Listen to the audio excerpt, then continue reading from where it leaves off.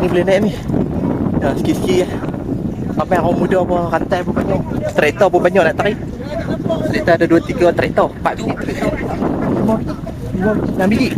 Aku nak main lagi. Dia ada 5 biji traktor yang nak tarik. Kalau ada biji. Oh, tambah lagi 2 biji tau. Ada 2 biji keluar. Oh, dia keluar. Ada je ya? Biji keluar. Oh, dia keluar. Pindah belah. Oh, dia pindah belah tau. Bilang. Sini kampung Pok Ram lah.